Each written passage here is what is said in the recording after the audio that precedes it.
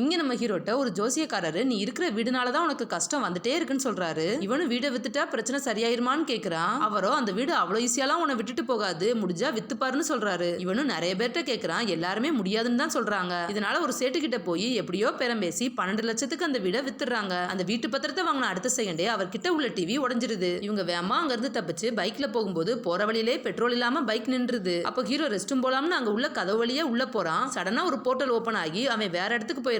இவனும் கன்ஃபியூஸ்ல எங்க இருக்கோம்னு சுத்தி முத்தி பாக்குறான். பார்த்தா இவன் திருப்பூர்ல இருந்து சென்னைக்கு வந்துட்டான். நம்பவே முடியாம வந்த வழியாவே ரிட்டர்ன் போய் பாக்குறான். அகைன் திருப்பூருக்கே வந்துடுறான். வேமா ஃப்ரெண்டையும் கூட்டிட்டு அந்த போர்ட்டல் வழியா வந்து சென்னையை காட்டுறான். ஃப்ரெண்டும் என்னடா இது அதிசயம்னு ஷாக் ஆகிடுறான். அப்ப ஹீரோ ஃப்ரெண்ட்ட திருப்பூர்ல இருந்து சென்னைக்கு வர எவ்வளவு டிக்கெட்னு கேக்குறான். ஃப்ரெண்டும் கவர்மெண்ட் பஸ்ல 200, பிரைவேட் பஸ்ல 400ன்னு சொல்றான். உடனே ஹீரோ ஒரு ஐடியாவை பண்ணி ஒரே செகண்ட்ல சென்னைக்கு கூட்டிட்டு போனா 500 ரூபாய் வாங்கலாம்னு பிளான் பண்றான். அவன்கிட்ட இருந்த காசை வச்சு அந்த இடத்தையே விலைக்கு வாங்கி அங்க சென்னைக்கு போக 0 கிலோமீட்டர்னு கட் அவுட் வைக்கிறாங்க. இதை பார்த்து நிறைய பேர் காசு கொடுத்து போர்ட்டல் வழியா போறாங்க. அதனால இவன் வேமா பணக்காரன் ஆகிடுறான். அது மட்டும் இல்லாம இவனை டிவில இன்டர்வியூ எடுக்கிறாங்க. அதுல இவன் 48 நாள் தவறு அந்த வாசலை திறக்க வச்சேன்னு சொல்றான். காசு நிறைய வந்ததும் உள்ள போறவங்களையும் விதவிதமா போஸ்ட் கொடுத்துட்டு போக சொல்லி ஓவரா பண்றான். அப்போ ஒரு நாள் சேட்டு இவன்ட்ட வந்து அந்த வீடு வாங்கினதால இப்ப நான் நடுத்தருவில் நிக்கிறேன், எனக்கு அந்த வீடே வேணாம்னு பத்திரத்தை இவன்ட்டையே கொடுத்துட்டு காசு கூட வாங்காம போறாரு. வீட்டு பத்திரம் கைக்கு வந்து அடுத்த செகண்டே கவர்மெண்ட்ல இருந்து ஆளுங்களா வந்து இந்த போர்ட்டல் இருக்க இடம் கவர்மெண்ட்டுக்கு சொந்தம்னு சொல்லிட்டு அவங்கள அங்க இருந்து வரட்டிடுறாங்க. இவனும் வேற வழி இல்லாம அவன் சொந்த வீட்டுக்கே போறான். நான் ரொம்ப ஆட்டம் போட்டனோ அதான் இப்படி ஆகிருச்சுன்னு ஃப்ரெண்ட்ட சொல்லி புலம்புறான். அங்க இவன் பாட்டி கீழ இருக்கிற பொருள் எல்லாம் பரன் மேல எடுத்து வைக்க சொல்றாங்க.